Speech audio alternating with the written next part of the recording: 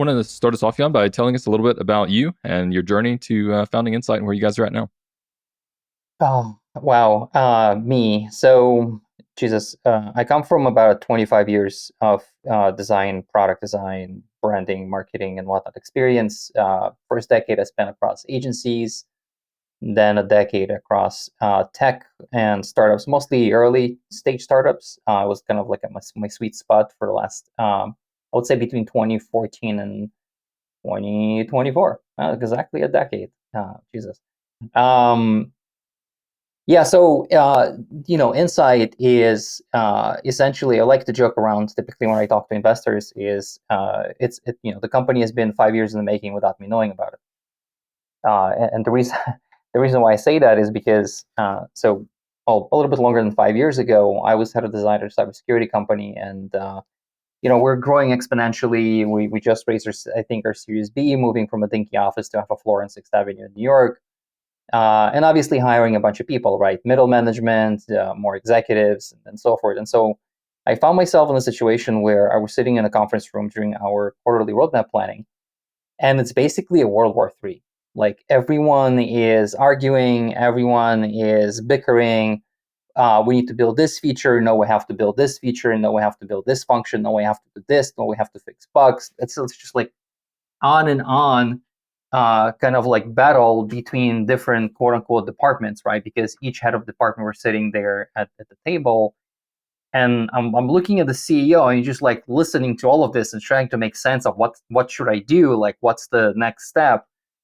And I was just sitting quietly and listening to all of this. So like, okay, I heard all these arguments and all these debates, but the one thing I haven't heard yet is what our customers actually need or want. What are their, employees, which are our users, actually, enjoy or need again, and what kind of problems we're actually solving.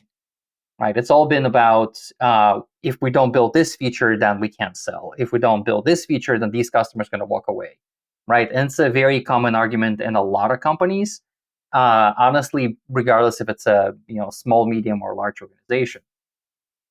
And so I got so frustrated that I went home that weekend and I tried to figure out how do I solve this? Like we just can't do this. Like we can't have these battles every quarter of deciding what to do or not to do.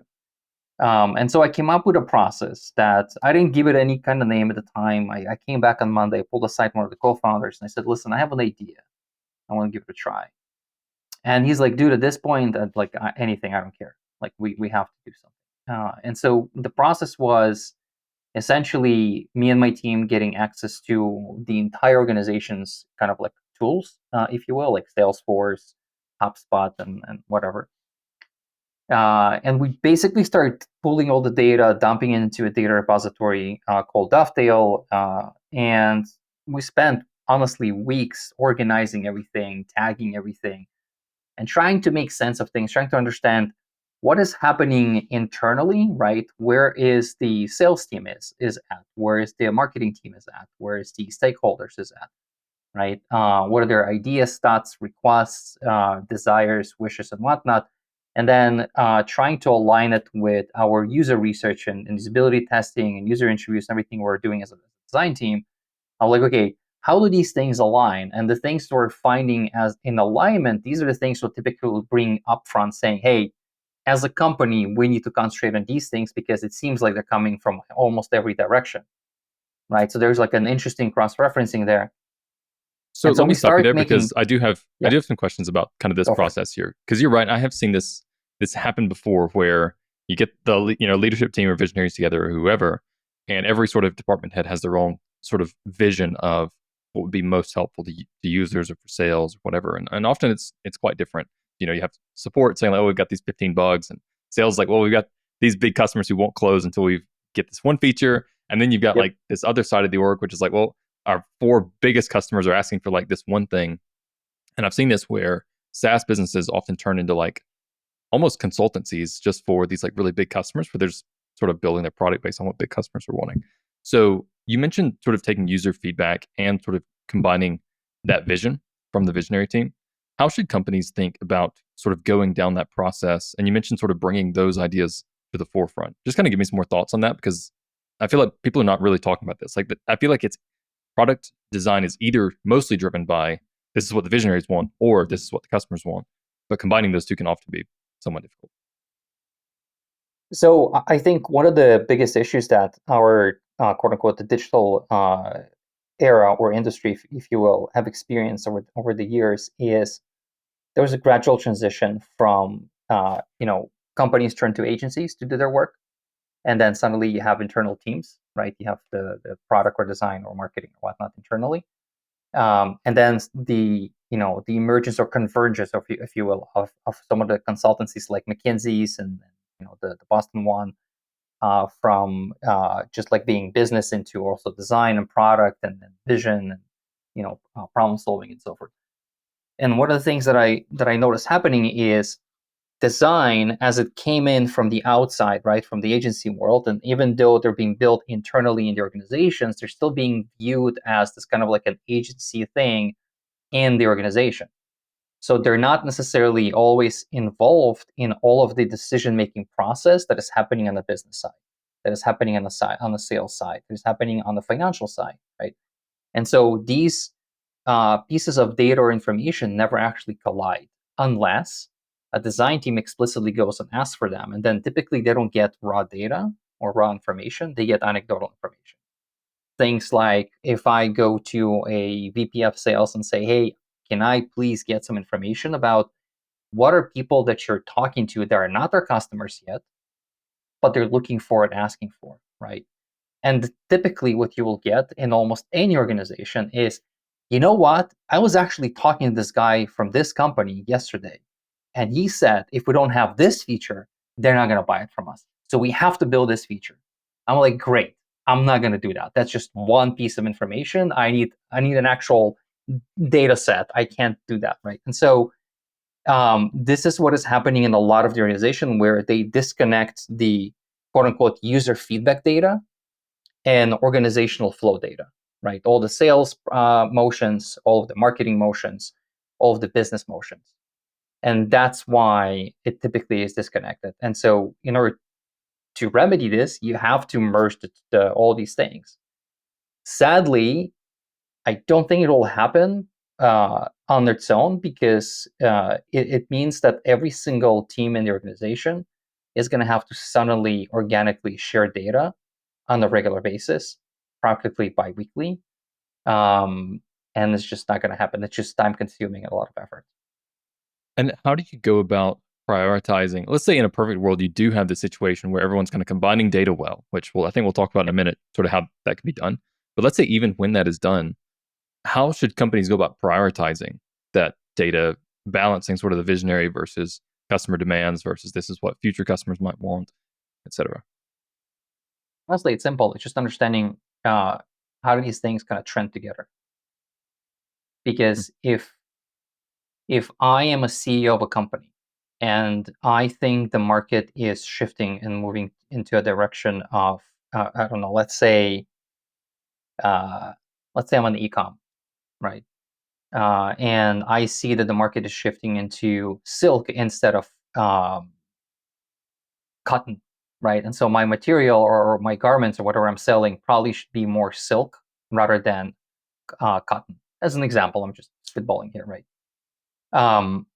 At the same time, if, for example, in this entire data triangulation cross-referencing happening, you start noticing that your customer feedback, right? So think of places where they might be complaining about your products or giving you reviews about your products and whatnot. Suddenly, you see more and more people asking if some of these garments can be silk rather than cotton. That'll be great, right? And then you also have your product and design team that actually does user research, conducts user testing or interviews to understand their needs or desires in marketing and so forth. And you see that from their side is also kind of emerging that some customers would probably love the fact that the button up will be a silk and not cotton, right? So these are three sources that essentially talking about the same thing. Might be in a slightly different way, but it's the same thing. And so these are the things that are trending. So that's the direction you probably should take as a company, right? And that's essentially how a lot of companies that I guess win in a regular innovation and having such a incredible desire by their customers and future potential customers to use their product is when they truly understand not only what their customers want and need, but also reading between the lines. And reading between the lines comes from a lot of other data sources. And to bring us back to sort of this collection of data, what have you seen work as far as ways that companies can get this data from basically multiple different sources, customers, stakeholders, visionaries, and then combine it, evaluate it, figure out what are the common trends and directions? It doesn't. That's just a simple Yeah, answer. Like it's extremely yeah, hard. I've tried to do this, and like it is mind-blowingly difficult. like I've seen some places where they essentially create almost like a centralized hub where they don't necessarily share raw data. They share kind of like insights and what they discover with the rest of the team, if you will. And from there, the team needs to kind of go and make sense of it, right? Derive, understand, synthesize, and figure out what to prioritize. But to my understanding thus far, from all the organizations I worked at, all the designers that I've spoken with, and that's almost 2,200 in the last 5-6 years, it doesn't really exist. So yeah, the what was it? Atlassian, I think, a couple of months back released a work. What do they call it? The work report or something like that.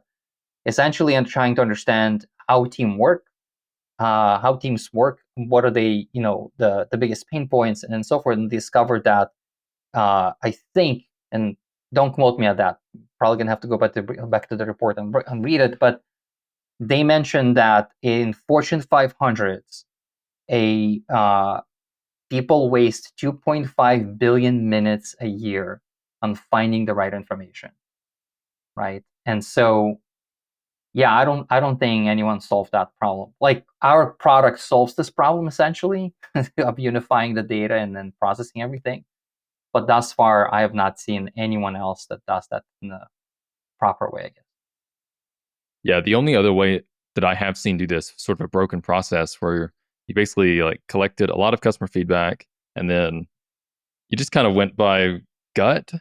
And then you would have a visionary where like someone presents customer feedback and then you have your visionaries and like this is where the direction I want to go. And then it turns into this shouting match, like you were talking about, where it's like Yeah. just loudest voice is trying to get a hold on the conversation. But then it eventually just ends up going in the direction of the visionary. And I've actually talked to several founders and asked them how they kind of solve this problem. Like, what do you decide? How do you decide to build what's next? And I think the answer that most come down with is just like, well, it's whatever I want. And that seems like a not great way to build products. Like just looking at the failure rate of startups, like building what I want seems to fail like at least 90% of the time. So yeah, that I don't think that that's an enormous issue. One thing I am curious about is when we're talking about customer feedback, I think some like not all customer feedback is created equal, and it's Hmm. not all of equal value. So when Hmm. you're thinking about sort of this collection process of what customers are saying, are there particular places that you're looking? Like, is it in the sales process? Is it in customer support? Are there any particular places you're looking to gather feedback that's sort of high value? And then what places should maybe we not pay attention to feedback? I would not say that there's such a thing that don't pay attention to specific feedback. It I guess in simple words, every feedback is valuable as long as you understand what it might mean, and as long as you can kind of reference with other pieces of feedback to validate the accuracy or importance of it, right? So the overarching problem sometimes that happens is you would get something along the lines of maybe 5 or 6 thousand people asking for a very specific thing or something similar to it, right? But at the same time, when you start digging, you realize that underlying problem is not what they're asking for. It's something else. It's just they're experiencing a problem, and in their mind, the solution is X, while in reality, the solution is Y, right? It's like the famous kind of like the reference of when you go to Home Depot to buy a drill, you don't need a drill. Like you don't wake up one morning and say, "I want the drill." You wake up one morning and say, "I want to hang a picture." and that's your problem. Like that's your core need, right? And for that, you look for solutions, and those solutions could be a hammer and a nail, or a drill if you're, I don't know, concrete wall, or whatever the case might be, right? And so if you would give it to customers and say, here, you need to hang a picture, what do you want us to build for that, right? And they'll probably go and say, I want a nail gun shooting into the wall, right? Or something like that. I'm, again, spitballing here. But it might not be the right solution, right? The right solution might be a very gentle drill that understands different materials when it drills, so it doesn't actually destroy your wall. But customers cannot necessarily think about that and that far, right, in such details. And so it's the job of the product team or the company itself, in a nutshell, is to understand what exactly the customer needs, not necessarily want. These are two very different things. Just like no one wanted an iPhone, but they woke up the next morning after the announcement and everyone needed it. I heard a quote one time by, I believe it was the founder of Wix, giving a talk at Y Combinator, that you should listen to customers' pains, but not to customers' solutions. Because if their solutions were any good, they would have already solved the problem. Yep. And I'm just paraphrasing, but how true is that? It is 100% true. Like 99% of the time, people who are buying your solutions, services, products, or whatnot don't necessarily know what they need. They know what they might want, right? Just like the famous Henry Ford quote: if I would have asked my customers what they wanted, they would say a bigger carriage and more horses. It's like in the design world, we have this notion of, if you want your design team to solve a problem in the true manner of it, do not come in and say, I want a better toothbrush, but come in and say, I want a better way of cleaning teeth, and let them figure this out. I feel like that example makes sense because if you ask me, like, well, I would probably say a better toothbrush. But like, if there was a better way to clean teeth that didn't take 2 minutes and I didn't have to recharge it, my mom's a dentist, so I have like a fancy rechargeable toothbrush. But like, if you told me today, like, oh, there's a better way you can clean your teeth, you can like take this pill and like cleans your teeth, whatever. Right. I'd be like, 100%, like, sign me up. Like, right. So I think if you ask me, like, well, how do I want to clean my teeth better? I'd be like, oh yeah, better toothbrush is cool. But if you gave me a solution that was better than a toothbrush, I would be all in on that. One question I have, so maybe calling back to your experience designing products, when is a product good enough to ship? So if you've taken all this feedback and say in a perfect way, they're using Nsight, right? They're using Nsight to figure out what they should make. They make it. Mm-hmm. How much effort should they put into, say, testing? Should they just release it? Or, I mean, just sort of generally, is MVP good enough? What are your thoughts here? Paper wireframe is enough. Like, so our product is not necessarily telling people what to do. It's telling people what needs to be addressed, right? How they do it, it's their business. But from any product perspective, I would say that once you have the raw wireframe that you just want to test out the functionality of something, test it. Don't get it to a point where it's all pretty and shiny and you spend 2 weeks building it and then you give it to your customers or users and you basically go back to the drawing board. You just wasted 2 weeks. Like the thing that our product does is we essentially help companies to understand what their customers actually need, not necessarily just want, right? We show them what their customers or users' issues are, and we tag it accordingly automatically. And then we also utilize their entire kind of like KPIs for business and who their user is to understand what their insights on their specific product or future product would be. And from there, like I would say, yeah, you can draw something on a piece of paper and just show to people and ask what they think. That's interesting. So I have to wrap my brain around that a little bit, because I feel like it goes counter. I feel like it's a little bit counterintuitive to what I've seen in the SaaS world. I feel like this, like, build a paper wireframe, show users, is not usually how this process is done. Yep. It's usually like take 6 months, build something, release it, and it flops. Yep. I've seen it all.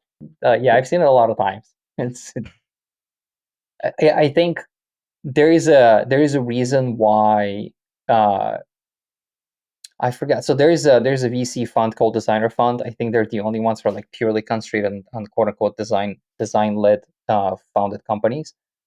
But there are other VC funds that I started noticing over the last 6+ months, at least from my perspective. I don't know, maybe they're talking about it much longer than that. But I started noticing that a lot of them are looking for uh, founders, or at least somebody on the founding team who is coming from like a product world or a design world, right? Just because for these things, right? You understand that spending 6 months on something that you have no idea if it's going to work or not is just an absolute waste of time. It's just a silly approach, right? And I've seen it a lot of times. You're absolutely right. I've been a part of companies that did that. I'm not going to mention names, but I have been, right, where I would be banging over the head of the founders of like, you guys are wasting time. They're like, nope, we know better. And it flops, right? Which I don't like being the person coming back and saying, I told you so. But the feeling is there. Yeah. So So yeah. when Insight in particular is looking at customer feedback, maybe I just didn't understand this before, but where exactly are you guys looking? So we're not only looking at customer feedback, and this is our kind of like the biggest differentiator among all the other tools that you might find today that kind of automate your user feedback, right? Um, as I told you, right, the process that I kind of invented back, whatever 5-6 years ago at the cybersecurity company, eventually turned into a decision-making framework. I wrote an article about it. I spoke about it at several, on several stages, different events, and then I spent 5 years training other design leaders and product leaders how to deploy it. And so what it means really, so our product essentially is based on my framework. What we do is we seamlessly integrate with your tool stack. So your customer user feedback, right? Like intercoms or Zendesks or whatever the case might be. Your kind of like knowledge, right? Notion, Confluence, Jira, Asana, and so forth, like your workloads. And then with that, we can integrate things like maybe Shopify or Typeform or whatever the case might be. So we do this kind of full integration of your entire tool stack. We pull all the data from there, and then we run data triangulation to firstly validate the data accuracy between different tools and different data flows. And then we dive deeper to understand the relationship between what customers and your internal teams are talking about. Um, uh, everything that is kind of like related to each other. Is it trending? Is it not? Is it something that could be interesting or not? Our system already designed to kind of toss away things that aren't important. And from there, we essentially just tagged everything with actual user issues, things like pain points, annoyances, distrust, requests, bugs, and the list goes on. Essentially based on 3 different main tagging system categories.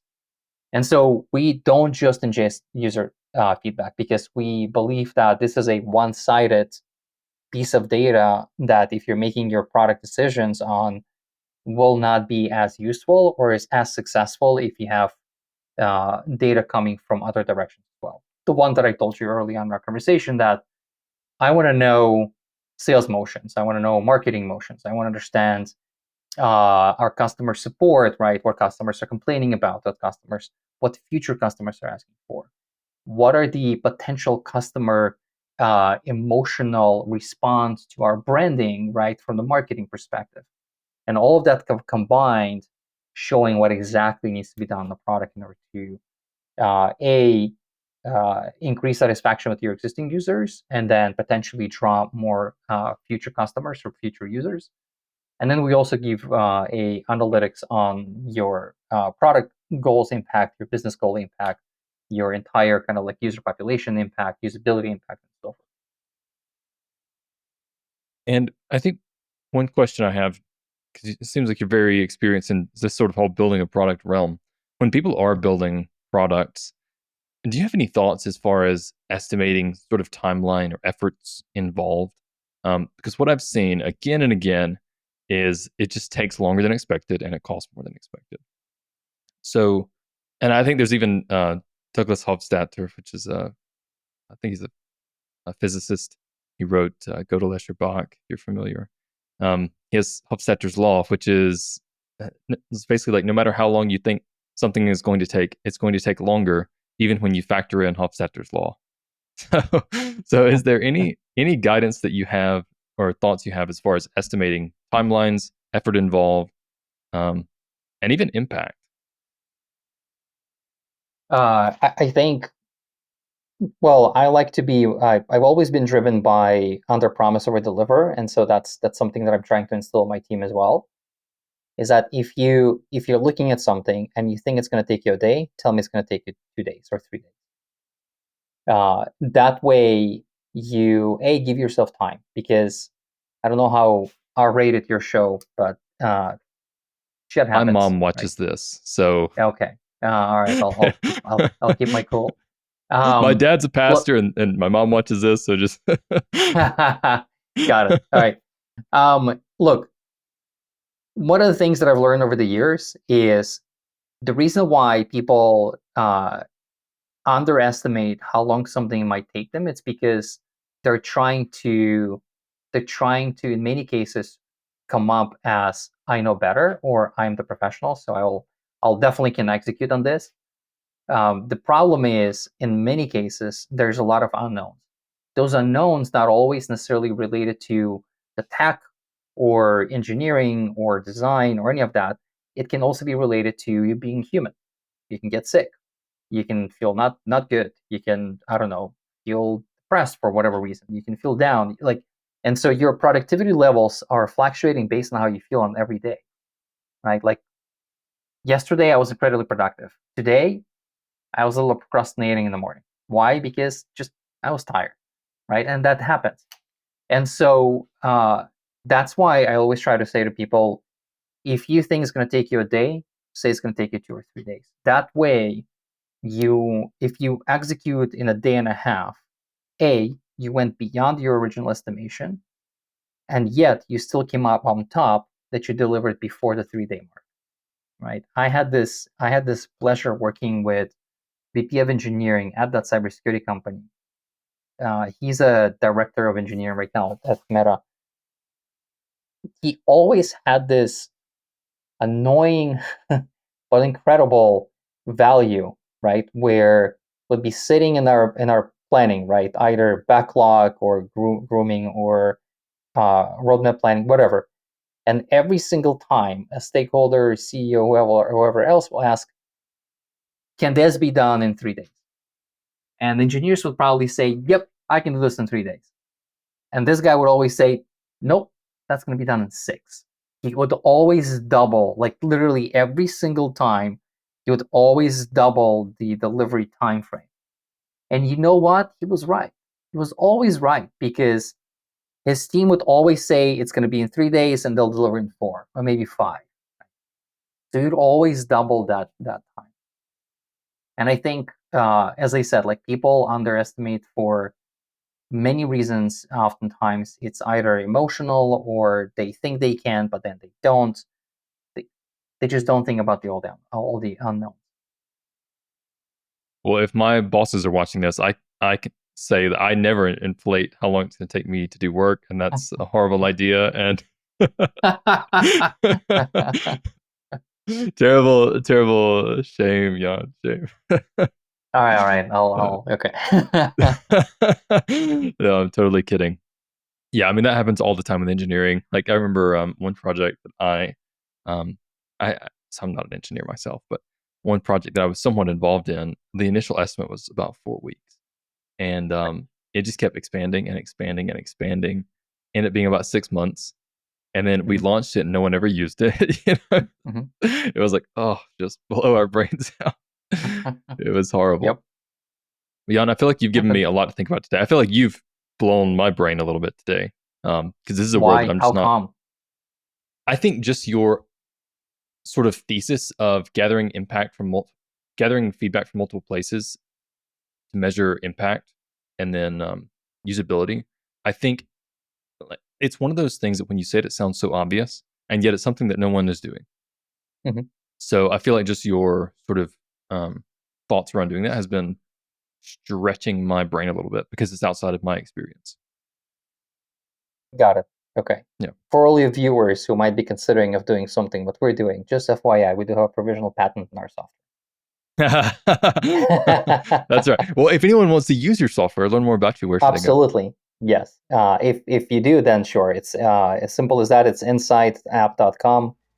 It's N beginning, not I. People like to confuse Nsight. We're Nsight. Very cool. Well, thank you so much, Yan. It's been awesome having you on. Blowing my brain. So maybe I can have you back sometime. But it's been great. Thanks for having.